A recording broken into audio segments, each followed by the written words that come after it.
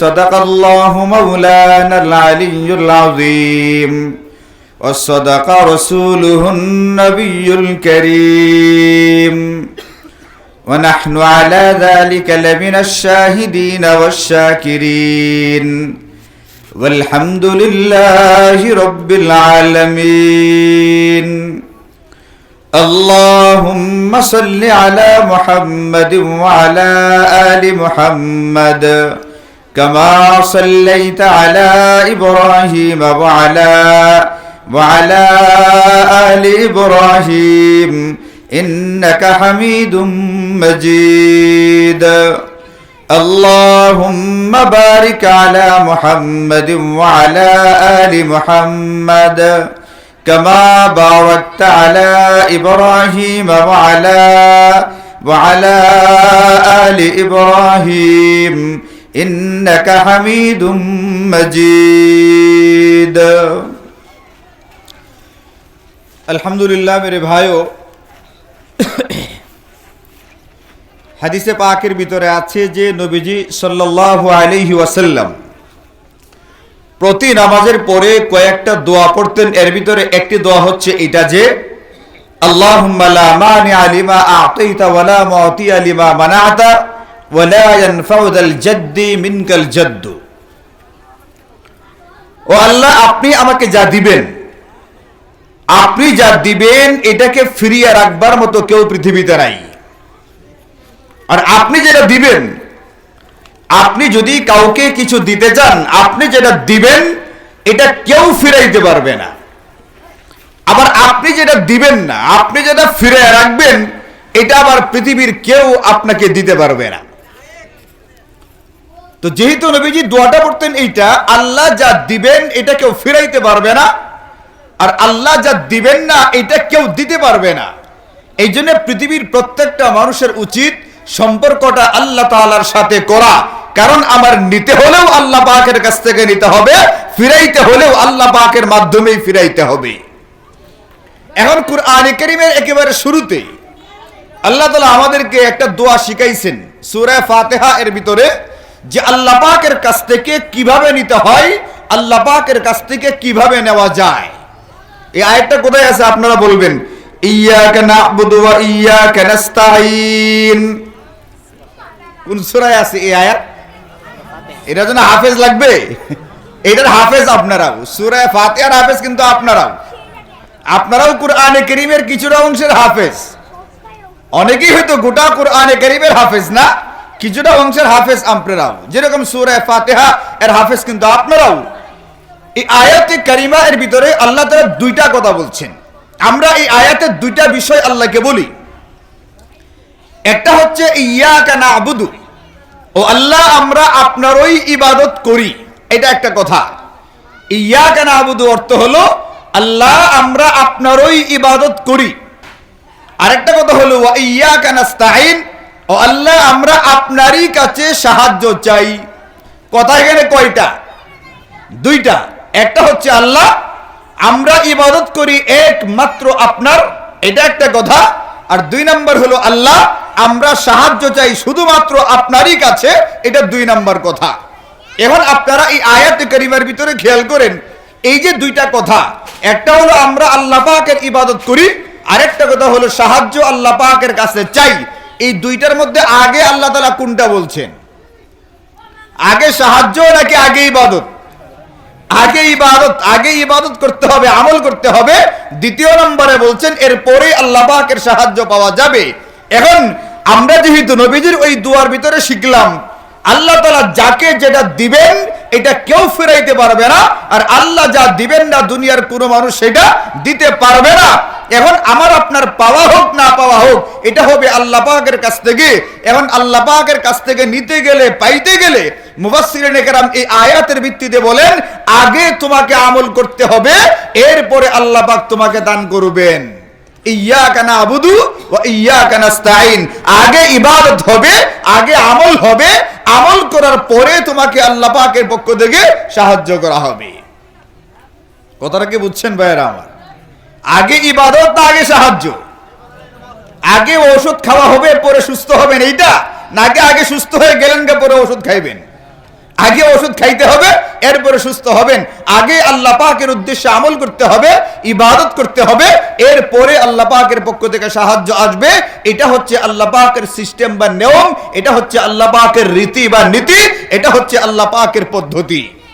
এখন আমরা যদি কোরআন কারীমের ভিতরে, হাদিসে পাকের ভিতরে অসংখ্য ঘটনা এরকম দেখি, একেবারে হযরতে আম্বিয়া আলাইহিমুসসালাম থেকে শুরু করে অসংখ্য নবী রাসূলের ঘটনা, সাহাবায়ে কেরামের জিন্দেগির দিকে তাকাইলে আমরা দেখি আগে আমল করতে হয়, এরপরে আল্লাহ পাকের পক্ষ থেকে সাহায্য আসে। যেমনটা সূরা ফাতিহার ভিতরে বলা আছে, ইয়্যাকা না'বুদু ওয়া ইয়্যাকা নাস্তাঈন, হে আল্লাহ আমরা তোমারই ইবাদত করি, এর মানে হচ্ছে আগে ইবাদত, এরপরে ওয়া ইয়্যাকা নাস্তাঈন, আল্লাহ আমরা তোমারই কাছে সাহায্য প্রার্থনা করি। কুরআন কারীমের একটা সূরার নাম হলো সূরা নূন। এই সূরার ভিতরে আল্লাহ তাআলা আমাদেরকে একটা ঘটনা শোনাইছেন। আল্লাহ বলেন যে আমি আসহাবুল জান্নাহ এদেরকে পরীক্ষা করলাম, ইন্না বালাউনা কামা বালাউনা আসহাবুল জান্নাহ, আমি বাগানওয়ালাদেরকে পরীক্ষা করলাম। ঘটনা কি? ঘটনা হলো আগের জামানার এক ঘটনা, আল্লাহ তাআলা আমাদেরকে এই ঘটনা শোনাইতেছেন। তবে ঘটনা শুধুমাত্র কিচ্ছা বা কাহিনী, এটা শোনার জন্য শুনলে হবে না। এইখান থেকে আল্লাহ তাআলা আমাদেরকে কি শিক্ষাটা দিতে চান, ওই শিক্ষাটা আমাদেরকে বের করে নিয়ে আসতে হবে। আল্লাহ তাআলা আমাদেরকে এখানে যে শিক্ষাটা দিবেন ওটা আমাদেরকে খুঁজতে হবে। শুধুমাত্র ঘটনা শোনাইবার জন্য আল্লাহ কোরআন নাজিল করেন নাই, গল্প কিচ্ছা কাহিনী শোনাইবার জন্য আল্লাহ তাআলা কোরআন নাজিল করেন নাই। এখানে আমাদের জন্য প্রতিটা সূরার ভিতরে, প্রতিটা আয়াতের ভিতরে, প্রতিটা শব্দের ভিতরে আমাদের জন্য অনেক শিক্ষার খোরাক রেখে দেওয়া আছে। আল্লাহ বলেন আমি একটা গ্রামের একটা বাগানওয়ালাদেরকে পরীক্ষা করলাম। ঘটনা কি? ওই জামানায় একজন বৃদ্ধ বয়স্ক লোক ছিলেন, বড় আল্লাহওয়ালা। এখন তার অনেকগুলো বাগান ছিল। কিসের বাগান? তাফসীরের কিতাবের ভিতরে লেখে কেউ কেউ বলছেন যে আপেলের বাগান, কেউ বলছে আঙ্গুরের বাগান। আচ্ছা, বাগানটা জারি হোক, চুতা কথা একটা ফলের বাগান তার ছিল অনেক বড় সড়ো। এখন ওই বাগানের মালিক বয়স্ক ব্যক্তি, যেদিন তার ফলগুলো পাকতো, যেদিন ফলগুলো পাড়ার সময় হইতো, সেই দিন দেখা যেত গ্রামের যত গরিব মিসকিন আছে এরা সবাই বাগানে আইসা জমা হইতো। আর ওই গরিব লোক ফলগুলো পাড়ার পরে কিছু ফল বাড়িতে নিয়ে যাইত, আর বাকি ফলগুলো ওই গরিব মিসকিন যারা এসেছে এদের মধ্যে দান করে দিত। ফলাফল হইতো এইটা, এদের ফসল কখনোই মারি যাইত না। এই যে গরিব মিসকিনকে দান করা হইতো, দান করার বদৌলতে, দান করার বিনিময়ে আল্লাহ তাআলা এই ব্যক্তিকে প্রতি বছর প্রচুর পরিমাণে ফল দান করতেন। এইভাবে চলতে চলতে একটা সময় এমন হইল, ওই বৃদ্ধ ব্যক্তি আরো বৃদ্ধ হলেন, অসুস্থ হলেন, এবং এক সময় তিনি মারা গেলেন। মারা যাওয়ার পরে এই বাগানের মালিক কারা হইছে?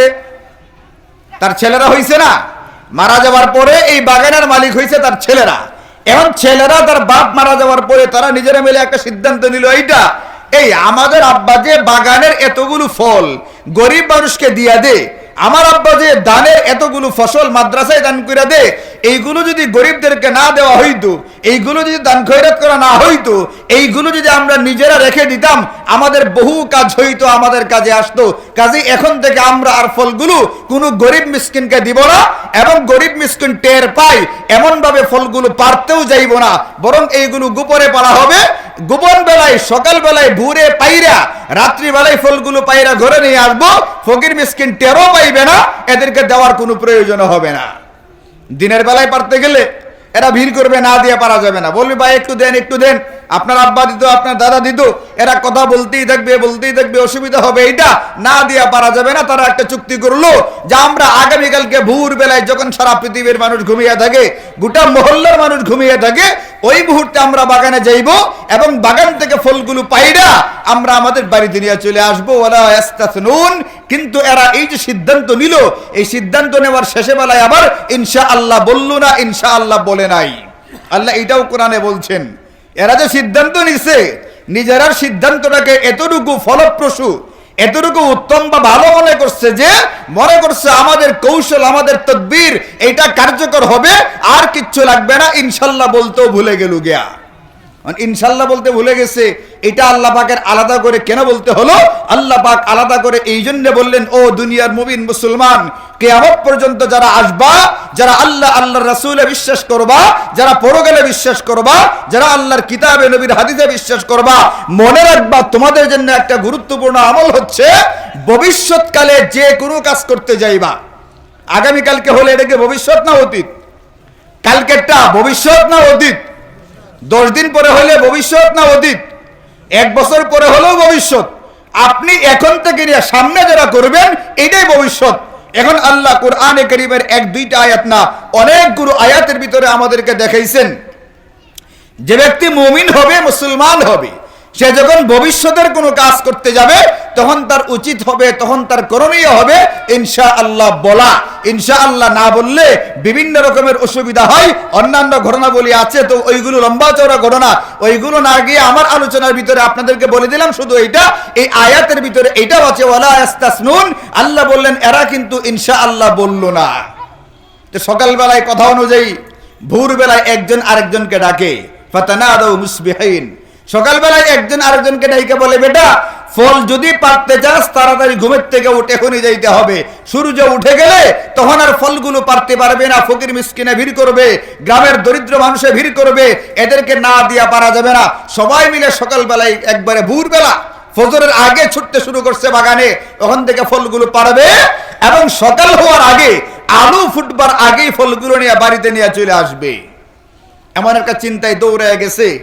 তারা যখন রাত্রে পরামর্শ করে ঘুমাইছে, আল্লাহ কুরআনে কারীমের ভিতরে বলেন, ফাতাফা আলাইহা তাইফুম মির রাব্বিকা ওয়া হুম নাঈমুন।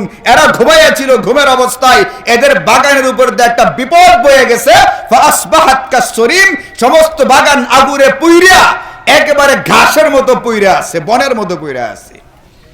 এরা যখন সকালবেলায় গেছে, গিয়া যখন দেখছে বাগানের ভিতরে, বাগানের ফল দূরের কথা গাছগুলো নাই গিয়া, তখন তারা মনে করছে ফালাম্মা রাউহা ক্বালু ইন্না লাদাল্লুন, এই আমরা ভুলে মনে হয় অন্য জায়গায় চলে আসছি। পরে একটু ভালো করে খোঁজ খবর নিয়ে এদিক সেদিক দেখে বলে, না ঠিক জায়গাতেই তো আসছি, আরে আমাদের খেতেই তো এটা, আমাদের বাগানে এইটা, বাল নাহনু মাহরুমুন, বরং আমাদেরকে আল্লাহ তাআলা আমাদের ফল থেকে বঞ্চিত করেছেন আমাদের অপরাধের কারণে। তখন এই ভাইগুলোর ভিতরে যে বুদ্ধিমান ছিল, জ্ঞানী ছিল, এদের ভিতরে সেই ব্যক্তিটা বলল, ক্বালা আওসাতুহুম আলাম আকুল লাকুম লাউলা তুসাব্বিহুন, আরে বেটা আমি কি তোদেরকে এখনো বলি নাই? আমি তোদেরকে বলছি তাড়াতাড়ি ইস্তেগফার কর, তাড়াতাড়ি আল্লাহ পাকের কাছে মাফ চা। লাউলা তুসাব্বিহুন, কেন আল্লাহ পাকের তাসবিহ পড়ছিস না? কেন আল্লাহর কাছে দোয়া করে মাফ চাইতেছিস না? নিজের ভুলগুলো স্বীকার করস না? এইগুলো বলার পরে তখন তারাও বলল যে হ্যাঁ আমরা ভুল করেছি, আমরা ভুলের শিকার, আমাদের দ্বারা অপরাধ হয়ে গেছে। তারা আল্লাহ পাকের দরবারে তওবা করলো, ইস্তেগফার করলো। কুরআনে কারীমের আয়াতের ভিতরে এই কথা বলা হয়েছে, আসা রাব্বুনা আইয়ুবদিলানা খায়রাম মিনহা ইন্না ইলা রাব্বিনা রাগিবুন।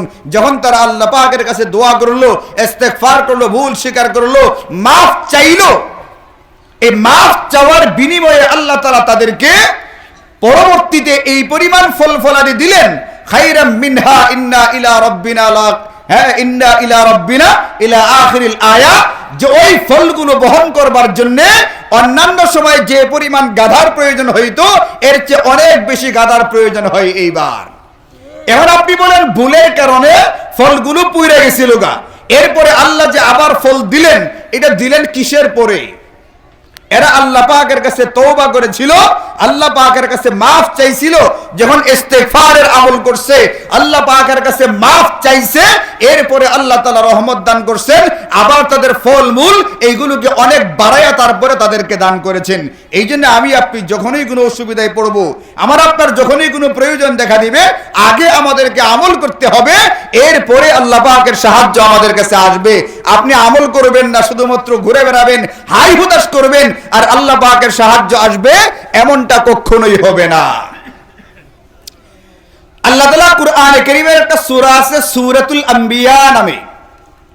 আম্বিয়া নাবিয়্যুন শব্দের বহুবচন। নবী মানে একজন নবী, আম্বিয়া মানে অনেকজন নবী। আল্লাহ তাআলা কুরআনে কারীমের ভিতরে এক সূরার ভিতরে অনেকজন নবীর ঘটনা বর্ণনা করেছেন। এর ভিতরে একজন হযরতে ইউনূস আলাইহিস সালাতু ওয়াস সালাম, নাম শুনছেন না আপনারা? খতমে ইউনূস, এটা তো শুনছেন অনেক। খতমে ইউনূসটা শুনেন নাই?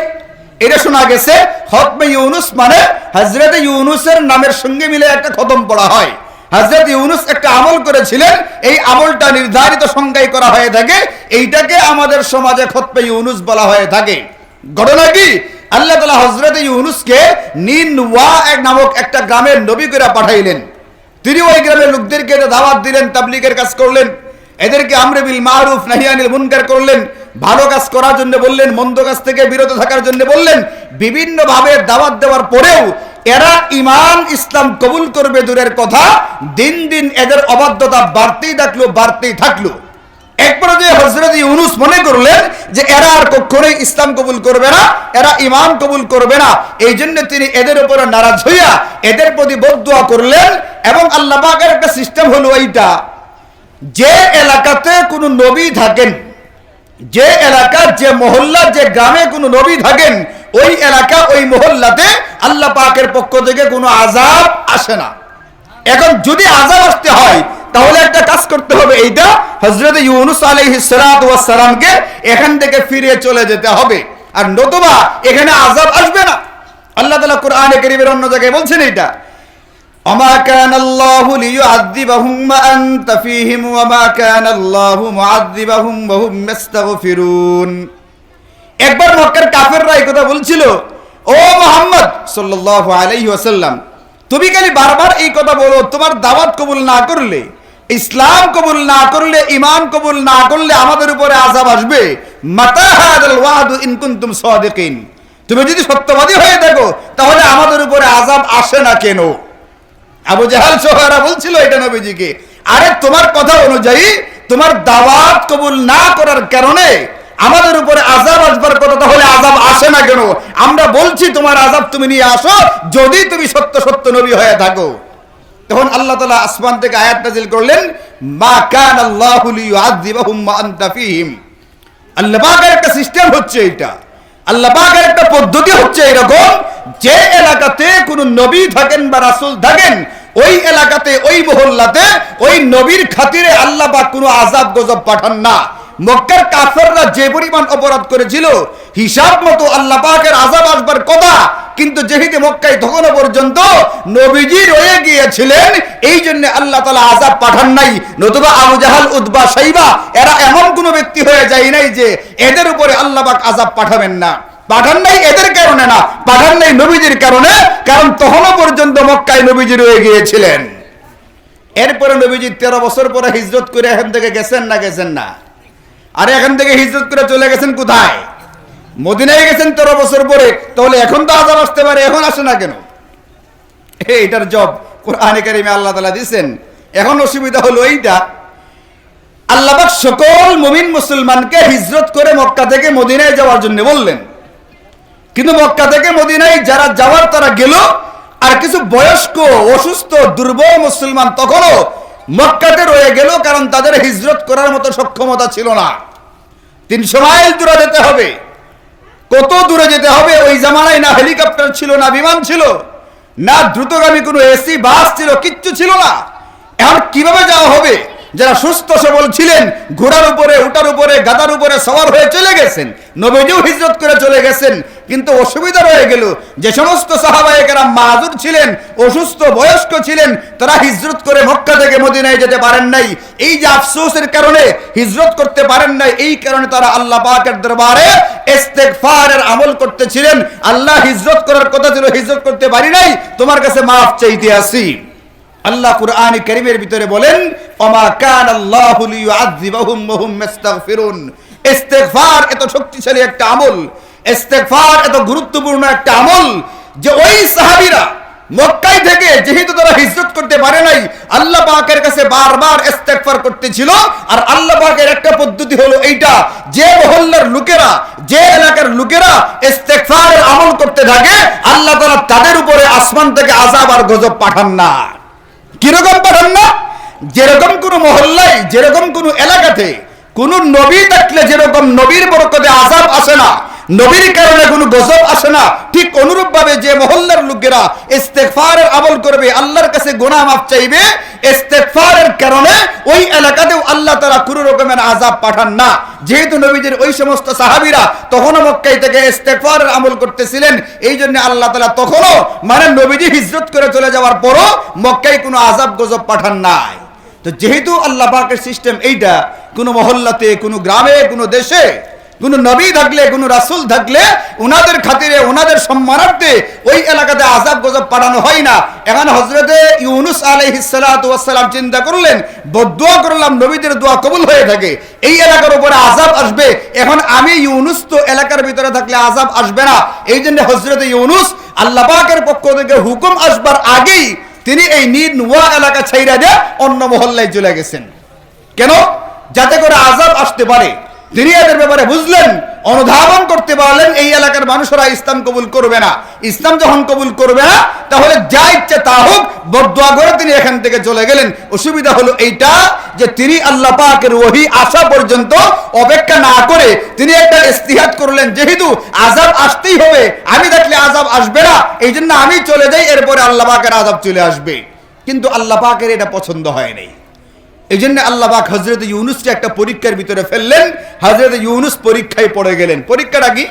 তিনি যখন সমুদ্র পথে জাহাজের মাধ্যমে এলাকা ছাড়বার চিন্তা করলেন, এই সমুদ্র এক জায়গায় গিয়া, সমুদ্রের এক জায়গায় গিয়া জাহাজ আটকে গেছে, সামনে আগে পারে না। এখন ওই জামানার মাঝি মাল্লা যারা ছিল, এরা বলল, আমাদের মধ্য থেকে একজন গোলাম এরকম আছে যে গোলাম তার মনিবের হুকুম ছাড়া চলে আসছে, ওই গোলামের কারণে আমাদের জাহাজ আটকে গেছে, একজনকে সাগরে না ফেললে এই জাহাজ সামনে আর চলবে না। এখন কাকে জাহাজের ভিতরে, জাহাজ থেকে ফেলা হবে? একটা মুশকিলে পড়া গেল। এখানে অনেকজন লোক আছে, বলা হলো একজনকে ফেলাই দেওয়া হবে ওই গাঙ্গের পুষ্করিণীর মধ্যে নিয়ে। কারে ফেলানো হবে শীতের দিন, শীতের রাত্রি বেলায়? অসুবিধা হয়েছে না? হয়েছে না? আবার না ফেললেও অসুবিধা। আমাদের একটা অসুবিধা পড়তে গেলে জাহাজ আটকে গেছে গা, বললে কি করা যায়? বললে এক কাজ করো, লটারি দাও। এখন লটারি দেওয়া হয়েছে। লটারি দেওয়ার ভিতরে ঘটনাক্রমে নাম চলে আসছে কার? হযরত ইউনূস আলাইহিস সালাতু ওয়াস সালামের। এখন এলাকার লোকেরা চিন্তা করলো, তার দাওয়াত কবুল করি বা না করি, লোকটা তো ভালো মানুষ, তাবলীগের কাজ করে চিল্লা তিন চিল্লা লাগাই, বুঝেন নাই কথাটা? আরে এলাকার যে মানুষগুলো চিল্লা তিন চিল্লা লাগায়, এই মানুষগুলো সব দলের লোকেরাই ভালো মানুষ মনে করে, বলে এই লোকটা নিরীহ, তাবলীগের কাজ করে, অন্য কোনো সমস্যা নাই। এখন ইউনূস আলাইহিস সালামের নাম আসার পরে তারা সবাই বলল, উনি তো একজন বুজুর্গ মানুষ, আল্লাহওয়ালা মানুষ, তাবলীগের কাজ করে, দাওয়াতের কাজ করে, এই লোকটারে ফালাই কেমনি আবার লটারি লাগাও। আর দ্বিতীয়বার আবার লটারি দিছে, আবার তার নাম চলে আসছে। এখন এরপরে আবার বলে, না এটা হবে না, ইউনূস একজন বুজুর্গ মানুষ, তাকে জাহাজ থেকে নৌ সমুদ্রে ফেলা যাবে না, আবার লটারি দাও। তৃতীয়বার আবার লটারি দেওয়া হইলো, গণরকমে হযরত ইউনূসের নাম আবার চলে আসলো। তখন হযরত ইউনূস নবী তো, কিন্তু ওরা অনুধাবন করতে পারলেন, বুঝতে পারলেন, নিশ্চয়ই এখানটায় আমি শুরুতেই বলি যে আপনাদেরকে, নবীজি এই দোয়া পড়তেন, আল্লাহ যা করেন তা কেউ ফিরাইতে পারে না, আর আল্লাহ যা ফিরা রাখেন তা কেউ দিতে পারে না। নিশ্চয়ই আল্লাহ পাকের পক্ষ থেকে হচ্ছে। তিনি বললেন, আমি সেই গোলাম, যে গোলাম মনিবের হুকুম ছাড়া, মনিবের অনুমতি ছাড়া এলাকা ছেড়ে চলে আসছি, সুতরাং আমাকে ফেলা দেওয়া হোক। হযরত ইউনূসকে ফেলায় দেওয়া হইল সমুদ্রের ভিতরে। একদিকে সমুদ্রে পড়ছেন, একটা মাছ তাকে গিলে ফেলছে, পুরা আস্ত মানুষটাকে গিলে ফেলছে। কোন কোন তাফসীরের বক্তব্য অনুযায়ী যে মাছটা হযরত ইউনূসকে গিলছে, এই মাছটাকে আরেকটা বড় মাছে গিলে ফেলছে। কারণ ইউনূস কয় অন্ধকারের ভিতরে পড়ছেন, কয় অন্ধকারের ভিতরে পড়ছেন। একটা হলো প্রথম মাছের পেটের ভিতরে ঢুকছেন, এই মাছটা আবার আরেকটা মাছের পেটের ভিতরে গেছে, ওই মাছটা আবার সমুদ্রের পানির ভিতরে দৌড়তে আছে। কয় অন্ধকারের ভিতরে পড়ছেন? তিন অন্ধকারের ভিতরে পড়ছেন। এখন হযরত ইউনূস যে এই আযাবের ভিতরে পড়লেন, এই পরীক্ষার ভিতরে পড়লেন, পরীক্ষা থেকে বের হওয়ার উপায়টা কি? হযরত ইউনূস বুঝতে পারলেন, আমি গোলাম, আমি আমার মালিক আল্লাহ পাকের কাছ থেকে ওহী পাওয়ার আগে এলাকা ছেড়েছি, কাজটা কি হয় নাই? ঠিক হয় নাই। এই জন্য আমি পরীক্ষার ভিতরে পতিত হয়েছি, নিজের ভুল হয়ে গেছে। এই ভুলটাকে স্বীকার করে তিনি আল্লাহ পাকের দরবারে দোয়া করতে লাগলেন। কি দোয়া? লা ইলাহা ইল্লা আনতা সুবহানাকা ইন্নী কুনতু মিনাজ জালিমিন। এটা তো খতমে ইউনূসের দোয়া। এটা খতমে ইউনূসের দোয়া না? হযরত ইউনূস এই দোয়া পড়তে শুরু করলেন, দোয়া পড়তে শুরু করলেন, দোয়া পড়তে আছেন। এটা এক প্রকারের ইস্তিগফার, এটাকে বলে ইস্তিগফার। লা ইলাহা ইল্লা আনতা, হে আল্লাহ তুমি ছাড়া কোনো মাবুদ নাই, সুবহানাকা তুমি পবিত্র, তুমি মহান, তুমি দোষ মুক্ত, ত্রুটি মুক্ত, ইন্নী কুনতু মিনাজ জালিমিন, অপরাধী হয়ে থাকলে আমি অপরাধী, আমি দোষী, এটা হযরত ইউনূস আল্লাহকে বারবার বইলা বইলা শুনাইলেন। যখন দোয়া পড়তে থাকলেন, ইস্তেগফার করতে থাকলেন, করতে করতে এক সময় আল্লাহ তাআলা তার দোয়া কবুল করলেন। মাছের পেটের ভিতরে এক প্রকার বেদনা তৈরি করে দিলেন। মাছ আর হযরত ইউনূসকে হজম করতে পারলো না, আয়েশা ওগলায়া দিল। হযরত ইউনূস সমুদ্রের পারে আবার জীবন্ত বের হয়ে আসলেন। এখন আপনারা বলেন, হযরত ইউনূস যে মাছের পেট থেকে বের হইছেন, কিসের মাধ্যমে বের হইছেন? ফালাউলা আন্নাহু কানা মিনাল মুসাব্বিহিন লালাবিসা ফি বাতনিহি ইলা ইয়াউমি ইউবাসুন।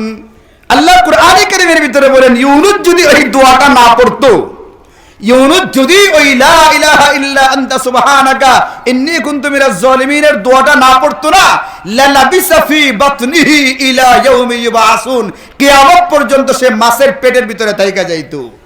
তাহলে মাছের পেটের ভিতর থেকে বের হইছে কোন কারণে?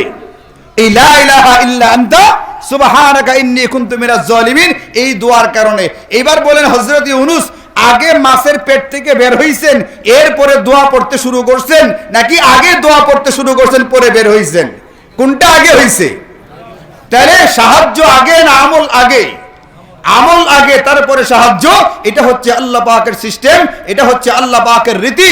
বান্দা, তুমি তোমার আমলটা আগে করবে, এরপরে আল্লাহ পাকের সাহায্য তোমার কাছে আসবে। তুমি এইটা চিন্তা করো না তুমি আগে সাহায্য পাই যাইবা গিয়া, এরপরে আল্লাহ পাক তোমাকে, হ্যাঁ তুমি আল্লাহ পাকের উদ্দেশ্যে আমল করবা, এটা হয় না।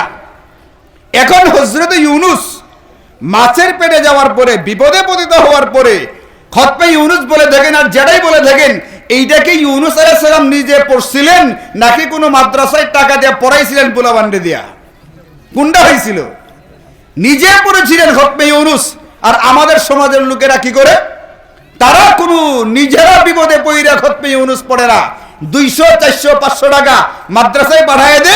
হুজুরকে বলে, হুজুর 2 কেজি জিলাপি কিনা দিয়ে গেলাম, মাদ্রাসার পোলাবান্ডে দিয়ে খতমে ইউনূসটা পড়ায় দিবেন, বড় বিপদের ভিতরে আছি, অন্যায় করেছি আমি, দোষ করেছি আমি, গুনাহ করেছি আমি, ইস্তেগফার করার কথা, আল্লাহর কাছে মাফ চাওয়ার কথা আমার, আমি নিজে মাফ না চাইয়া, আমি নিজে ইস্তেগফার না কইরা মাদ্রাসার নাবালক নিষ্পাপ বাচ্চাগুলোকে ইস্তেগফারের আমলের ভিতরে লাগাই দিছি।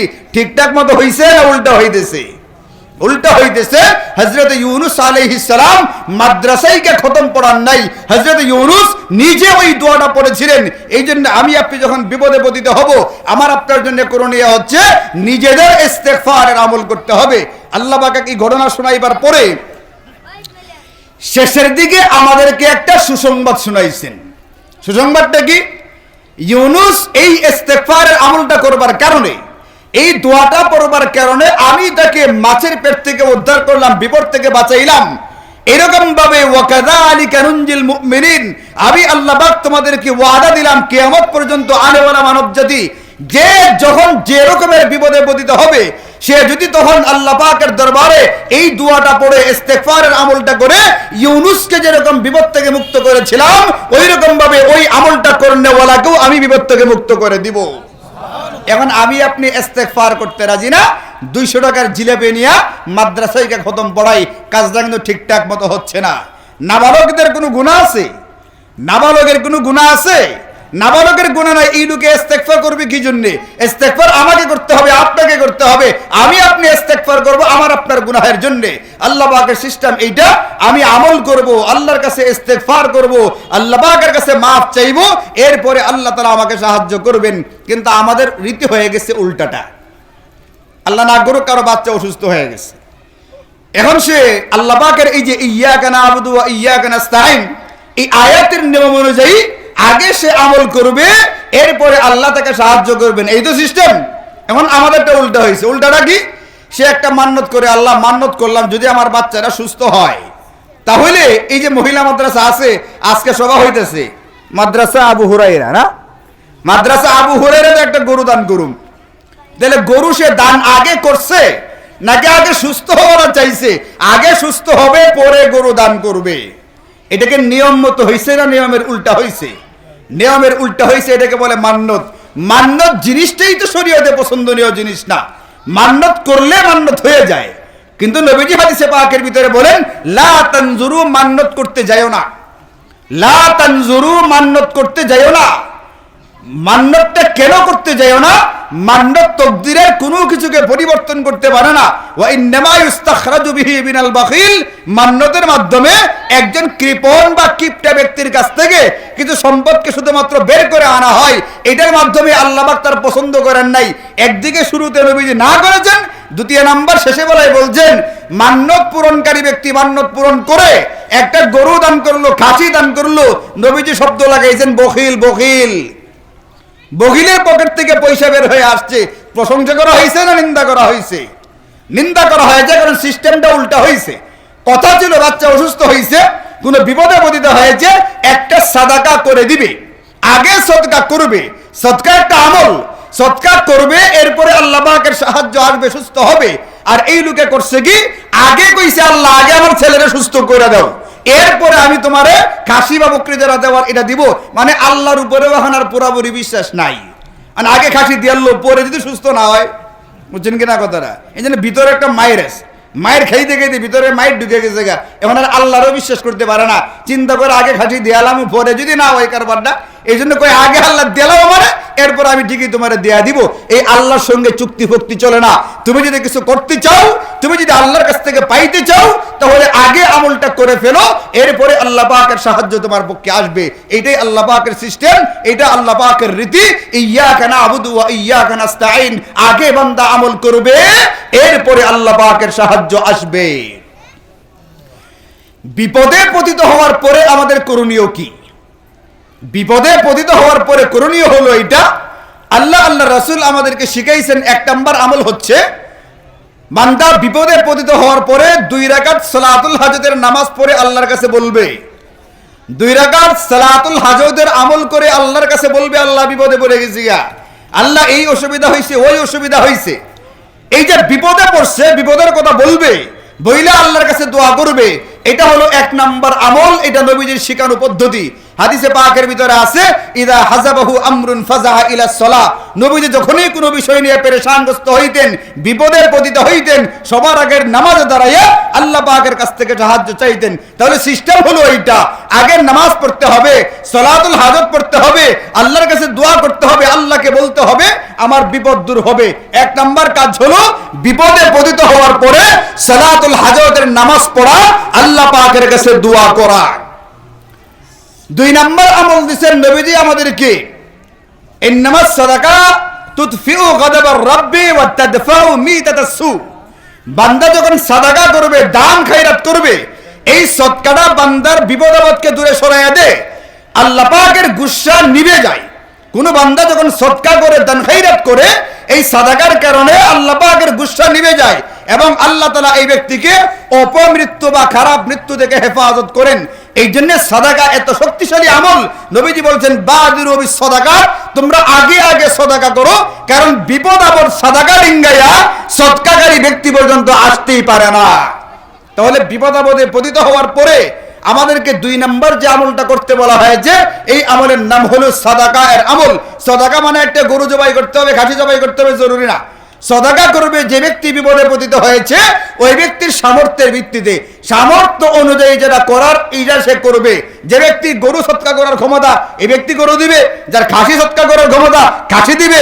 যার মুরগির সৎকা করার ক্ষমতা, মুরগি দিবে।